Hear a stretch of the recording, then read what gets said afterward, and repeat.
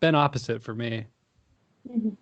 I feel like I listen to music recently, especially in this quarantine. There's two ways I look at it. It's like I either listen to music for inspiration. So I've been listening to like just a lot of stuff I love from the past, like McCartney 2 is an album I'm really listening to right now because he just recorded that in his house and it's so good. So I just always am like inspired by that album. And then I'll just like I've been watching like American Pie and all those movies.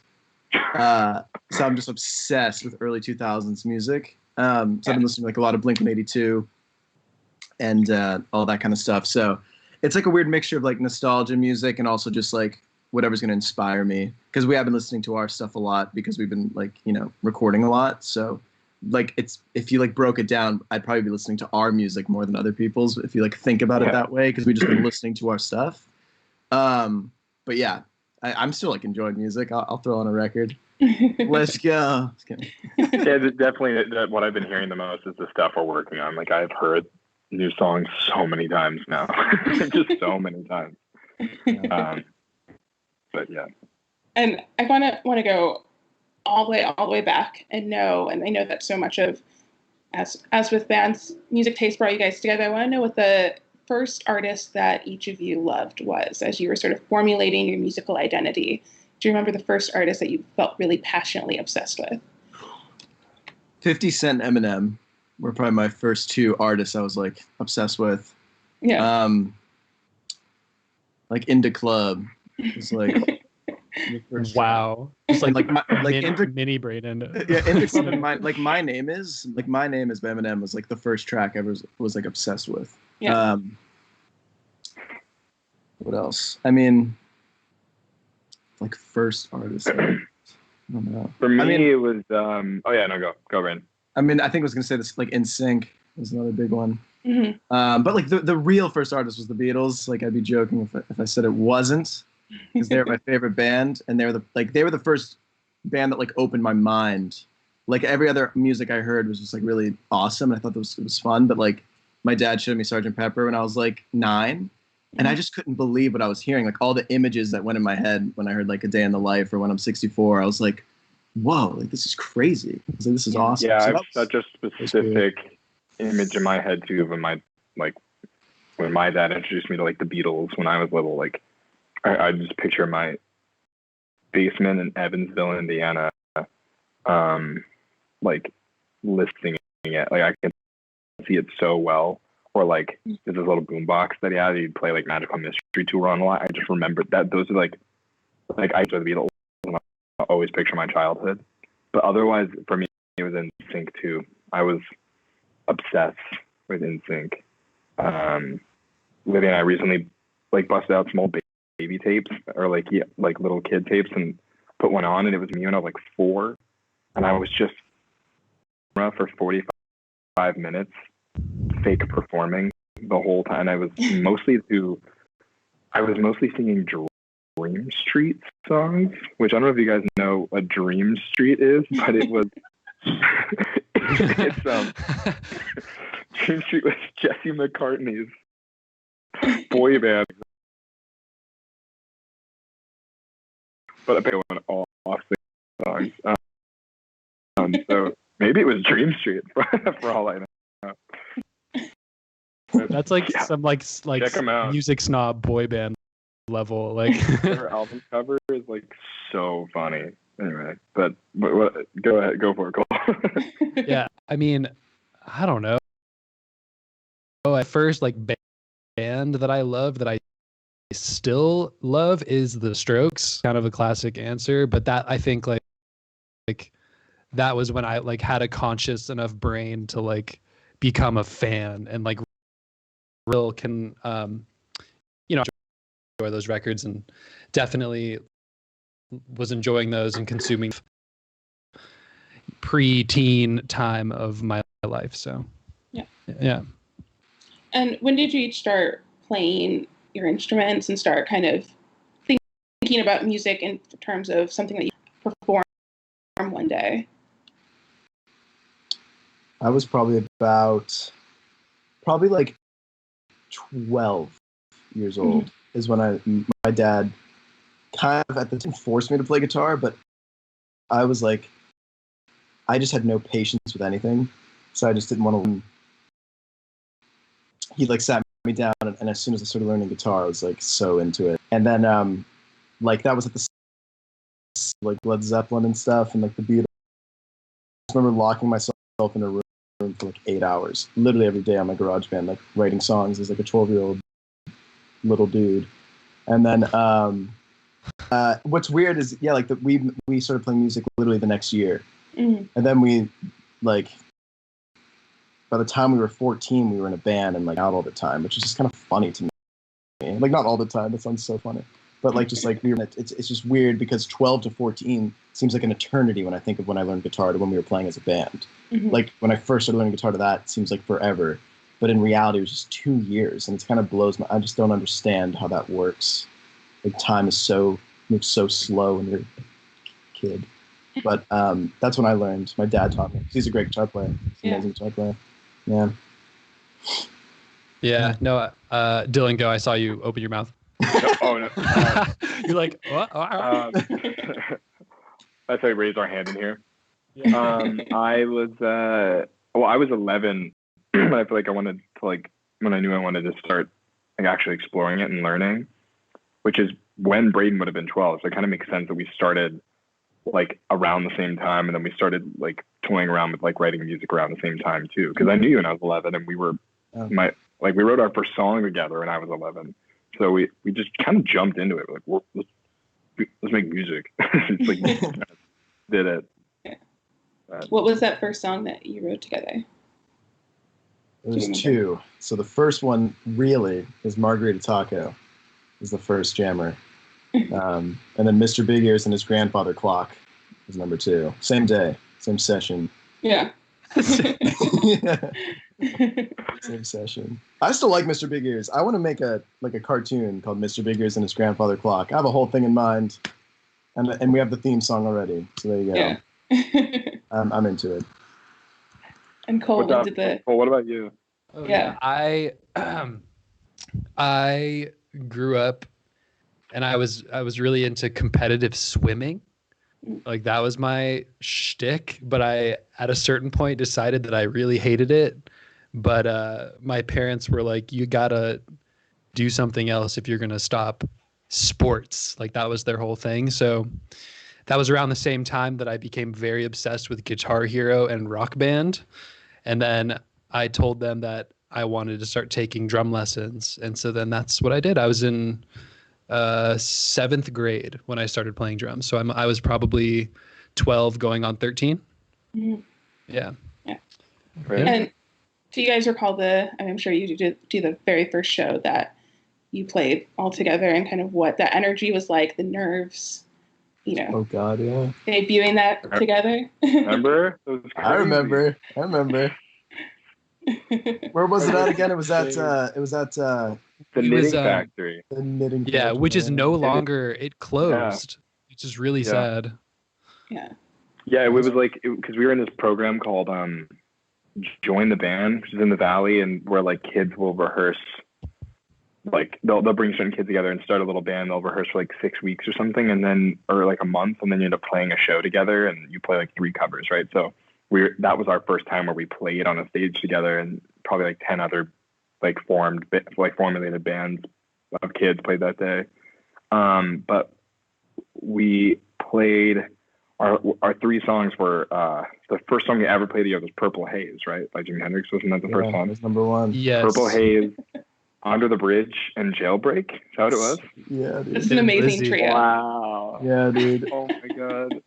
But that wasn't like we weren't like. But that at that time we weren't like a band per se. That was just like what the program was. And then Braeden and I always wanted to be in a band, and I feel like we were like, wow, Cole's amazing. Like, I wonder if he'd want to be in a band with us, because that's how we met him. And then and then we asked him, and he was down. And then we I think our first show as where we had our own little band, right? Was that Gig Masters or something out at in Santa Clarita?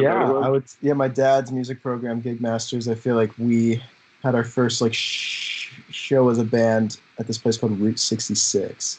That's where we played like 10 songs, right? And played like original songs, like, wasn't it?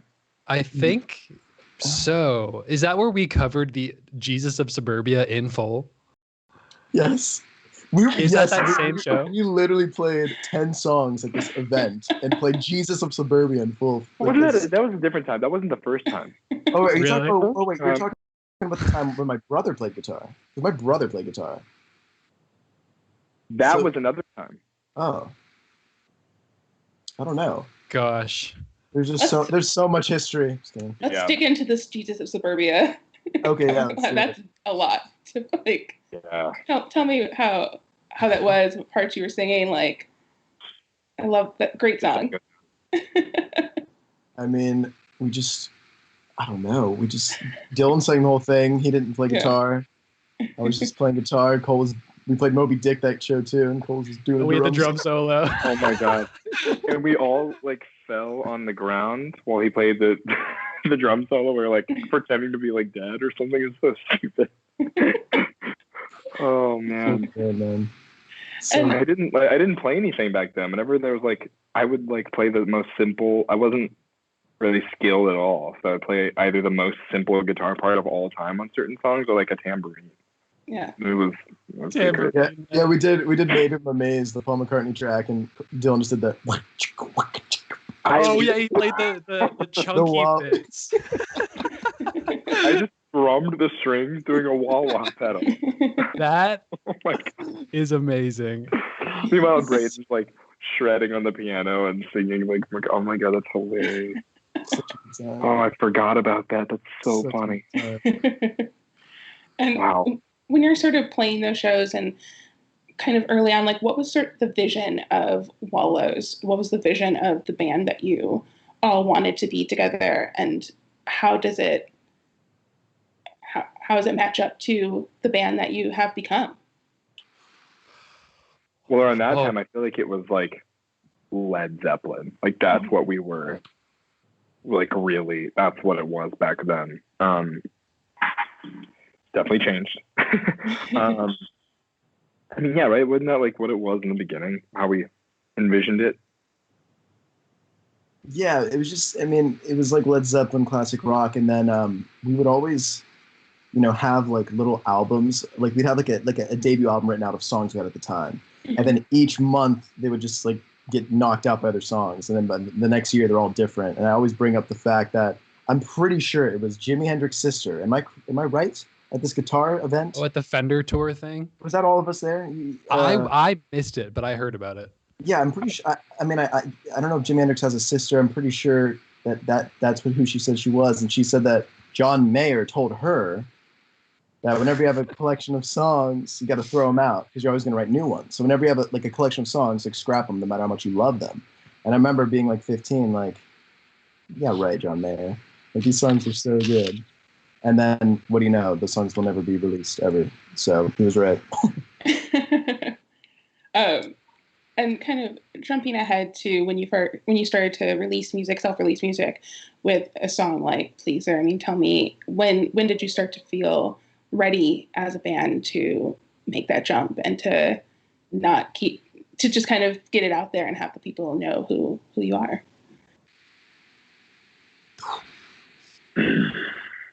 I mean, we'd already changed, like we had changed our band name a couple times, and at a certain point, I feel like, I don't know, I think it was once we like had access to a studio with someone that we trusted and we knew could make recordings sound good, and like, I feel like that's what made us realize like, oh, this actually sounds like a real song and we can actually do this for once, because we had made recordings before that sounded kind of funny or like, I don't know. I think it was when we actually trusted that our songs were ready and that we that we could make them sound like actual songs. You know what I mean? Like with Stefan, Cole and Braeden, totally. Yeah. What it was that like made the difference was like, oh, we can actually make it sound good now, and then we should just change our band name and just reboot and just start something new. I feel like that's how we knew that we were like ready, and also we had played together for so long that we had gone through all the things that we thought were so stale at that point that we finally like like started to know more of what we wanted to be. Yeah, but that's, I mean, I don't know. That's what I think. Yeah. And Yeah. the band name came from a Tony Hawk game, right? That was the inspiration. Are you guys excited for the new Tony Hawk game that was just announced? Is it like the remastered versions or something? It's the remastered so. Pro Skater 1 and 2. Yeah. So it's like exactly the original game, just looks like modern graphics, like if it was made right now. That is unbelievable, because my dream is that they redo that to Tony Hawk's Pro Skater 3. So like, damn it! But maybe they'll do it. But maybe they'll do that. Maybe they'll do that next year. Because I was like, what? They're remastering those games, and I was like, oh. But because I never played Pro Skater 1, so I'm actually excited to get that, because I'm actually totally going to get these games. And then Pro Skater 2 I only played a couple times, but Pro Skater 3 is like the greatest PS2 game of all time. So if they remaster that, Jeff Bezos, if you're listening, remaster it. Yeah, we hear like a voice like, I'm right on it, Braeden. Amazon is on it. Yeah. Amazon is on it. Amazon is on. Whoa. It's really Amazon is on. But anyway, I'm very excited about those. But yes, the band name comes from Tony Hawk's Underground, which is not remastered either. Not yet. Not yet. Not yet. Not yet. And but, yeah. With the idea of kind of getting to the studio, I mean, tell me about the process of getting together your EP Spring and making that debut to sort of show off what we would get to hear more on Nothing Happens. I don't know where to. Yeah. Yeah. It's funny because making the EP, we recorded it. It was.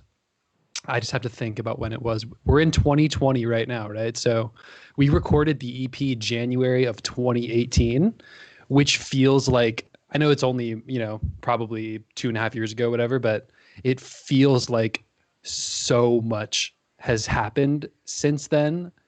Like looking back at that time, I'm like, wow, we didn't know anything about anything of that. We were like such babies.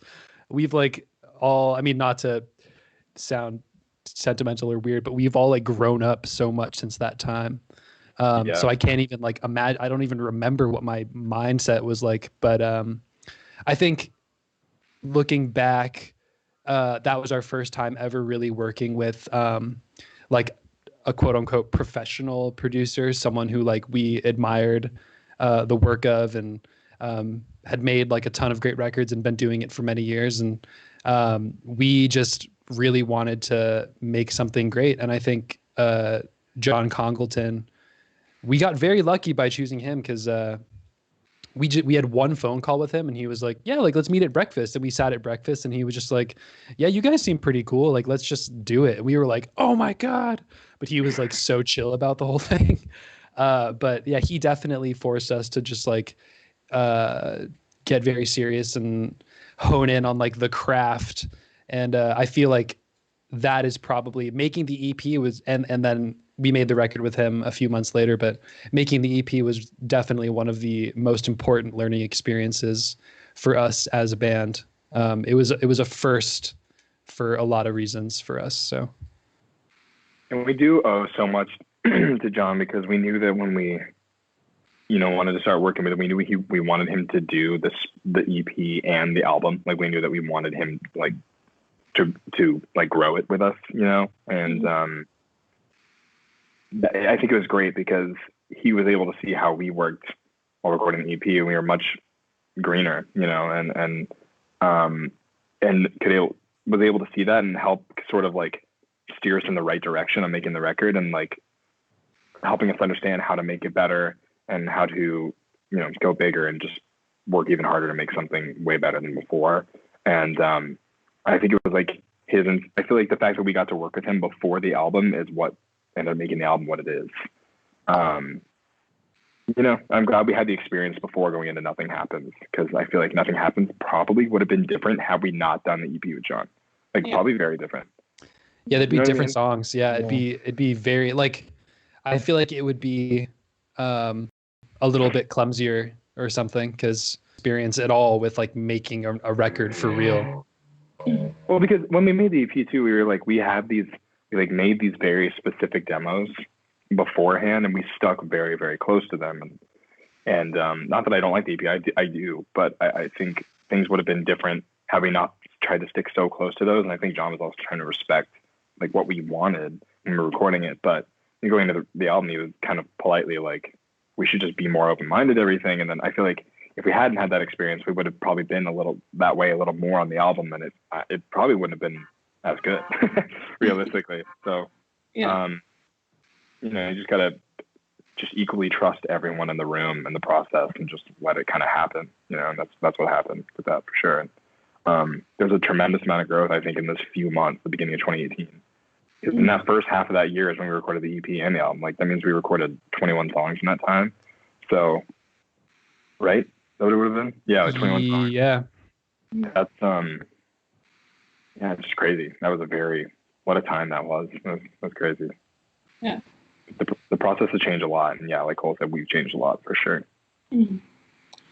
And especially with the album Nothing Happened, so many of the lyrics have this kind of sense of kind of coming of age anxiety and this relationship insecurity and these kind of growing pains of being in your early 20s, navigating all of these things. I mean, you guys are still in your early 20s and still like, how do you feel, especially kind of we change so fast throughout your 20s and changing every single year. It feels like a whole new person is forming with every single birthday. I mean, even tell me about kind of going back to lyrics from the first album and kind of the place that you were in then versus releasing a song like Okay now. Yeah. I mean, Dylan? I don't know. I mean, it's funny because those are Okay is very much about what's going on, like more of a relevant thing to what's going on in my life right now. Mm-hmm. Well, not now, but it was about just more. It's hard to explain, but I just feel like, the album. I don't know. I feel like it was. I was younger and still transitioning into like, I don't know what, I must have been 20 or 21 when we did the album. And I think I was a lot more unsure of what the future held and like what I wanted for myself in life. And, like there was, still things from my teens that I was like, feelings I had about growing up that I was still holding on to because they still felt so close to that time. Whereas now I feel like I've come out of all that and like I've approached my life so different. It is, that I guess the lyrics in that album, the themes are very much of a certain time of my life for sure. And the lyrics we're writing now, like it's not even remotely similar to me. Like but that's just me personally. I don't know. It's hard to talk about without sounding like I'm just rambling, but yeah, it's interesting. I listen back to that, I'm like, wow, this is crazy. But well, I don't know you guys though. But not the same, yeah, honestly. Yeah, and especially playing kind of the first true releases of your career on tours with bands like Vampire Weekend, and I know the Coachella performance was such a breakthrough, pivotal moment for you all. Like, what did being on the road and playing bigger shows sort of teach you about musicianship, about how you want to approach recording, approach the music that you're making now? If it did. yeah, we're all like, I mean, I definitely think it did in the sense where before the EP, we never toured at all, really. And then I remember John saying to us, like, once you tour as a band, you're going to have a different perspective on being a band. Mm-hmm. And then, when we toured, it just kind of bonds everyone closer together, and you're kind of just in it together, and you see what reacts in like a crowd standpoint. And you don't really think about that when you're writing too much, but, that kind of just stays with you. Little things that you see react well to some degree. Like, I just remember just a random thing about that is like Treacherous Doctor, one of the songs on our album. There's like this really like just kind of dumb part that happens where, everyone's going crazy. And I just remember thinking that'd be fun to play live because we played live, and you kind of just want a moment like that live to keep things interesting. So yeah, like that kind of changed the writing in a way. And then it's so weird when it comes to just like writing in general, because I feel like there's so many phases that kind of like, it feels like you're growing Like it feels like growing as in like it feels like you're literally like becoming taller as a person. Like you don't notice it happening, you just somehow are taller, or like getting older, you don't notice it happening. And usually I pick up a guitar, and if you go through like my voice memos, they're all just little, like they just subtly get different, the writing style. Like one will be like a 90s boy band, and then you go back like 2 months and it sounds like, you know, like Radiohead, and you're like, wait. And it's like everything just kind of keeps changing. And I think being on the road and just evolving as a person with writing is just the strangest, most awesome thing. Like it's just little snapshots of where you're at in life. And I think touring definitely enhances that. And it's very strange. It's very cool. Yeah, being at home during this time has definitely made me appreciate being on the road and playing shows so much. Like it was our bass player Blake's birthday the other day, and I was going through old photos because I wanted to post one of him, but it like set me through like all the photos I had taken from this like some of the most recent touring we did, like. And I was like, oh, like what I would do to be in like France at this festival, like out in the sunshine with like, it just, yeah, I think it's hard. It's a hard question to answer right now because in my brain, like touring sounds like the greatest thing of all time. Yeah. Yeah. If that makes sense. Like in my brain, like when I think about the tour in life, I'm like, that's all I want to do. Yeah. But usually I feel like before all this, it was, I still loved it, but it was equally as like, kind of difficult to do. Like when you're in the moment, it's definitely different than it feels right now, but Sure. Yeah, we really can't wait for it to happen again.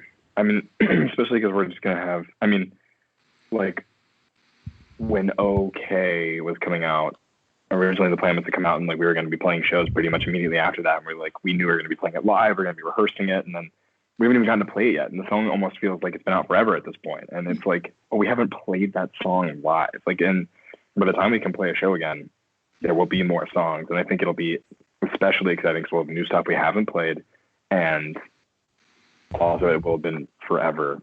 Who knows? I mean, we have no idea when shows are going to go back. Nobody does. Yeah. But you know, hopefully it's soon. We really hope so. But I mean, all the precautions and everything make sense, and so hope it doesn't take too long. Hope we figure this out. And let's talk a little bit about OK, because you have described it as a true next step. Tell me what that means for Wallows, and also a little bit about kind of where this song came from for you guys and when you started to write it and decide to release it now. I mean, we started, yeah. What? Yeah. OK started. It's actually been around for a long time. It started as a demo we made in my old room, just computer demo, like chords. And it started with just the chords and the chorus melody, like for whatever reason, one of the first, right? So correct me if I'm wrong, but that was just one of the first like melodies with the lyrics already on it that you sang, right? Is that right? I think so. Pretty much. Yeah. It just kind of like happened really fast. And then that song just like, that was the end of 2018. So the song just kind of sat there forever until we like, but it had always been there in like a way we're like, oh, that's a really cool idea. Like we need to finish that. And it kind of went through all these different iterations until we finally worked on it with our friends Sachi and John, and sort of like then it really sort of we could imagine what it wanted to be, and then finished it and put it out. But yeah, that song happened over the course of like a year and a half, and so it just little tiny changes over that period of time led it to what it is right now. For some reason, I feel like we always knew like that it was going to be like the first song of like what was going to come after Nothing Happens. Like I don't know why but we were just like, oh yeah, that's got to be the first song we put out. Like we just for some reason felt like that was the right following step after all the like kind of Nothing Happens songs. And it's not even that like making now even feel like that song, because they don't really. It's just for some reason it felt like the right first step forward into what's going to be next. But it's not even like a sign of what it's weird. I don't know. We kind of go all over the place, but it makes sense to us. But, actually, we've never said this. But the swell in on the beginning of OK is the original demo, like from our original, like when it starts off like muted and it kind of swells up in sound. That is audio from the very first demo of the song. There's nothing new in that swell up of the rest of the recording. That's all from our OG demo, right? Wow. Yeah, it's funny that I don't remember. I'm pretty sure the way that happened was also sort of by accident, because that is a recording of me playing that demo through the speakers and holding this microphone. What's up? This microphone like up to the speaker, I think by accident, because we were going to record something.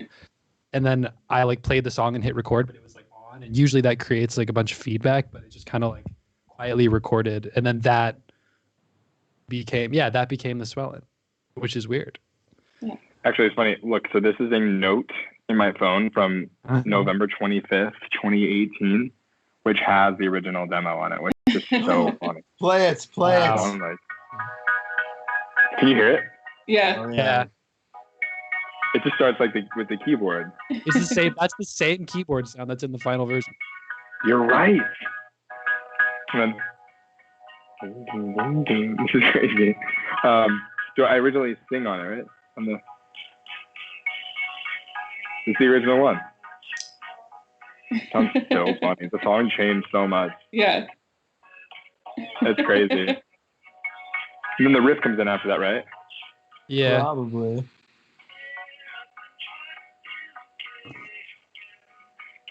Oh, the harmonies. Turn that off. It was like classic. Nice. Wow, that's so funny. November 25th, 2018. That's when that note is from. That's hilarious. Wow. And then there's so many other versions of it. Like that's all when I look up OK. Oh my gosh. Oh my Whoa. gosh. That's so funny. We did that. We just Oh, kept, wait, do you have adding the- on to it over time. Do you have the Billy Ray Yeah, but how- Cyrus? The Billy Ray Cyrus remix of it? Okay. No, not yet. Oh, okay. That's in there somewhere. That's like demo 30. Okay. Scrapped it. We scrapped it. And while we're on the topic of new releases and kind of looking forward, before we get into some questions from fans, what sort of, I think everyone's sort of figuring out what the next few months will look like in terms of not being able to get on the road or like how to release music, and that with that in mind, with the songs that you're creating, like, are they sort of a off in the future type of release, or something that even while we're still under stay-at-home orders, something that fans can look forward to?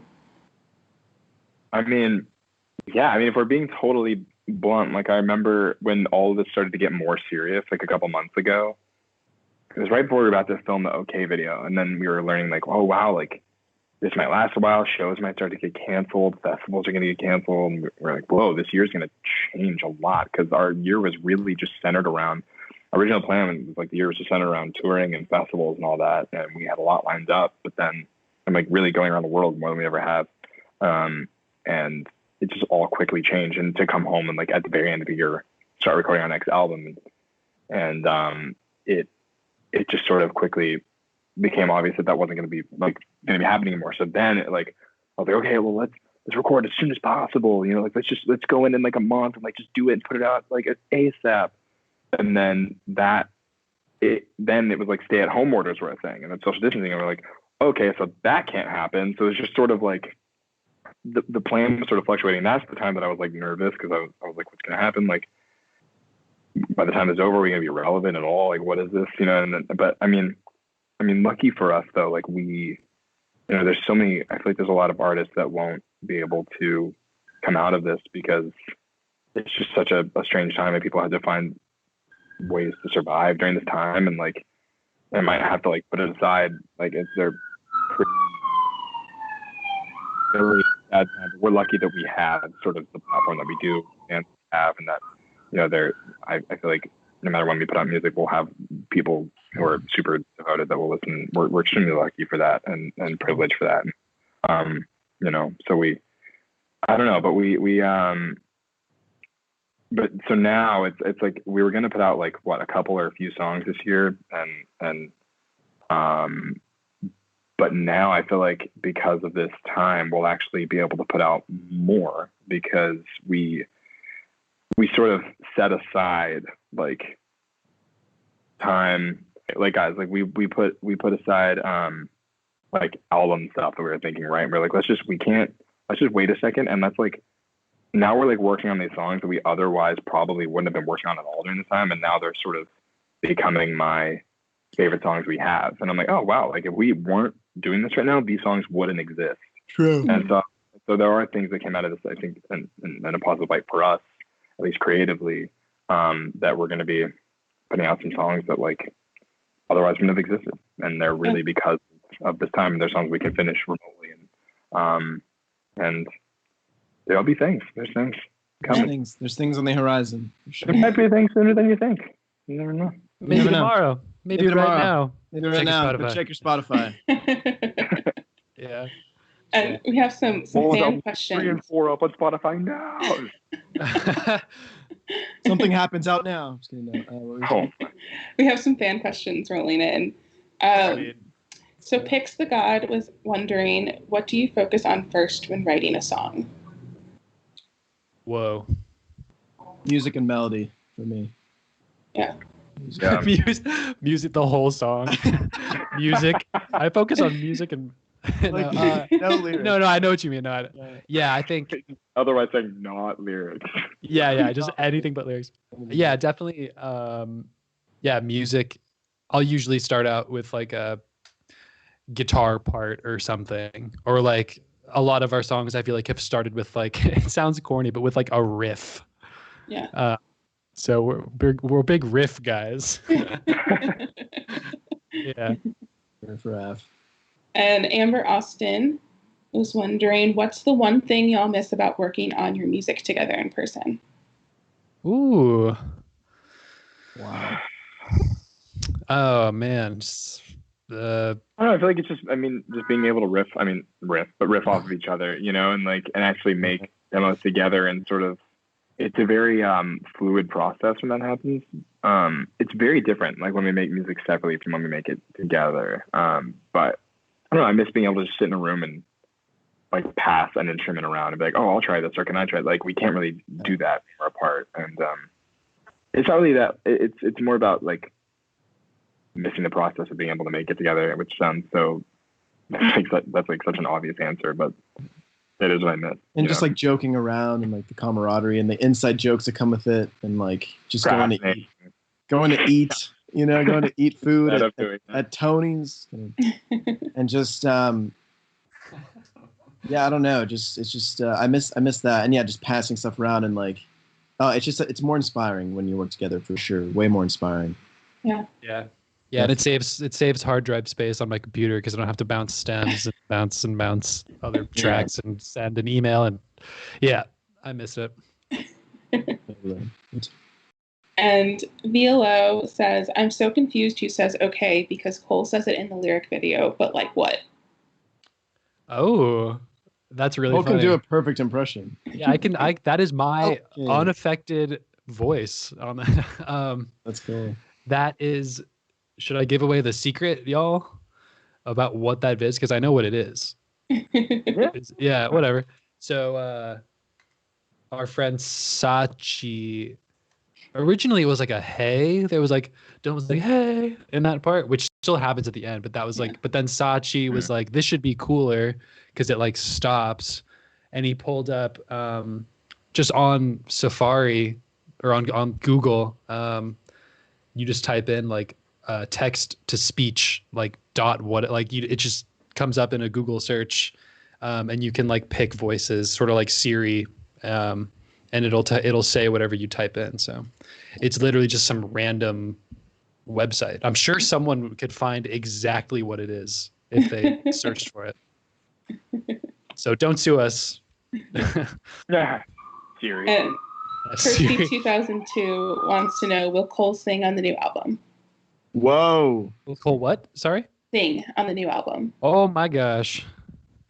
I mean, Cole's singing. Cole is singing quite a lot. Cole is singing. Yeah, yes. With this microphone, not even kidding. With this microphone. Just saying, you might hear Cole singing sooner than you think. Maybe tomorrow. Maybe tomorrow. Maybe on yesterday. Spotify. It's already out. Yeah. Sir Dwayne wants to know, what advice do you have for someone who's thinking about starting to put out their own music? Wow. Did they ask John Mayer? No. Don't listen to him. Oh my gosh. The advice. That's such a fun question. I would say secure all of your social media handles to be the same. That is so important. We almost didn't get our own TikTok handle. So grab the TikTok handle. And we've used it so much, advice, so but, thank God. Yeah. No, but that's half joke, half serious advice. I don't know. Like, don't be afraid. Like, I feel like just put it out. Put out as much as you want, as much as you can, and just if a song's not working out for you, just put it to the side and come back to it later. Like, for every 100 songs, you're only gonna have like one that you actually love, and just don't be afraid. Just do it. I mean, everything's based off of word of mouth, and like, right. So just if you have a way of recording it, just put it out in any way you can, and just tell all your friends. And it's a very simple answer, but it's kind of just the best you can do. It's what we did. Yes. I feel like no one does. So. Yeah. And Valley Luna 2005 asks, what's your favorite song from the album Nothing Happens? Ooh. Yeah.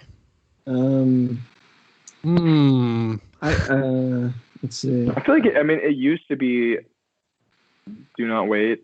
But I feel like, I don't know, like for me recently, I feel like it's sort of, I like Are You Bored Yet?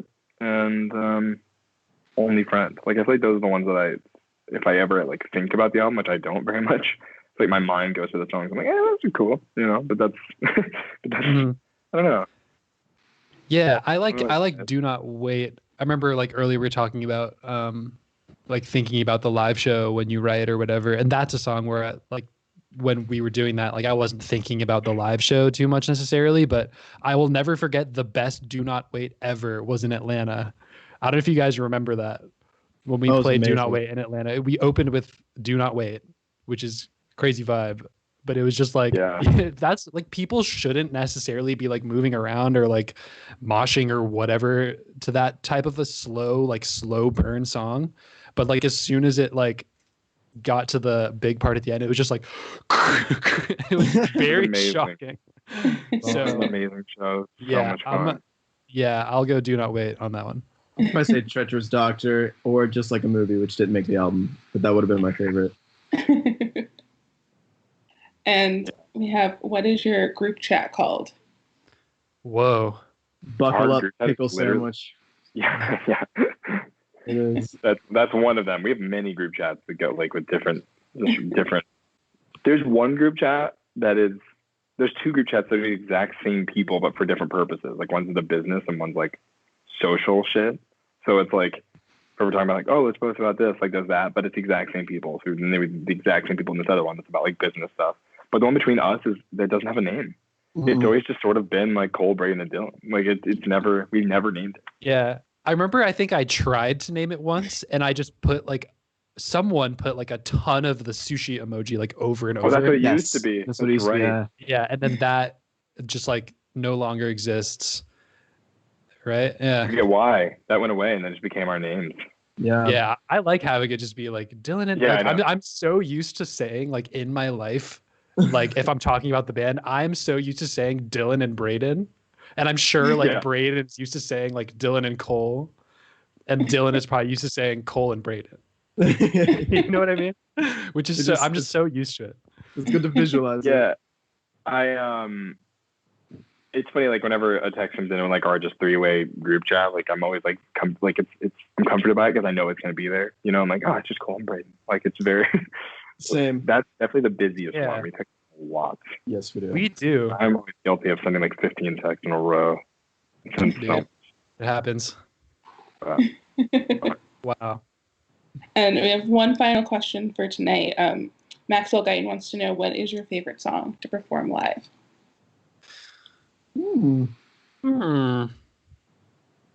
I like playing these days. That one always is like a sure bet that it's gonna be like exactly the same at every show. It's always just gonna be the same reaction to that song. Yeah. That's like the security blanket of the show. Just like, Yeah. like, And I will say, "Are You Bored Yet?" It's really fun too because the verse where Claro normally sings, we don't play with Claro, so it's like it started off where like when the song is new, Braeden would sing that part because they weren't just assuming that people would know the words, but now that it's been out for so long, people do know the words, so we just let the crowd sing, and that's always such a fun moment in every show. Like that never gets old. I also like normally played like the opening keyboard part live, the little whatever. But I stopped doing that because it's way more fun to just have the audience sing it. Like just whenever songs like get everyone in the crowd to sing the most is always gonna be the most fun. Yeah, definitely. yeah. So- And that's the singing of that riff too happened a lot because the keyboard that we tour with that you use it's really cool, but it's like a Walmart Yamaha keyboard and it breaks all the time. There's like it's like so problematic. So like I remember we were at a festival, we were at Shaky Knees in Atlanta. Again, what's up, Atlanta? Woo! And it broke. Like that's one of the first times I remember you being like, "Yo, you sing the riff." And I know it really well, and I was like, "Oh, that's way better than when I play it." I was like, "We should do that." Definitely. Yeah. What about you guys though? Like, what am I? I'd say like Suntan or Treacherous are always fun to me. Those two tracks. Yeah. 1980s because just Braeden. Yeah. Yeah, that's the Dylan's easiest favorite. song for us. That's when Colin, Blake, and Danny and I are backstage like, oh, just I know. like, Yeah, like drinking water and Yeah. chilling. Anyway, sorry. I'm trying to think of our songs. We haven't played a show in so long. I think These Days and Treacherous, and I'm gonna throw in It's Only Right. Oh, yes. Oh, I really enjoy playing that one. Yes. And I really, really love playing Worlds Apart. Like, not weirdly, but it's just like our slowest song or one of them. But there's something about it that I'm always the one. Like, I feel like early on, I was like, guys, can we please play Worlds Apart tonight? I just love playing that. Yeah. Yeah. Anyway. There you go. Cool.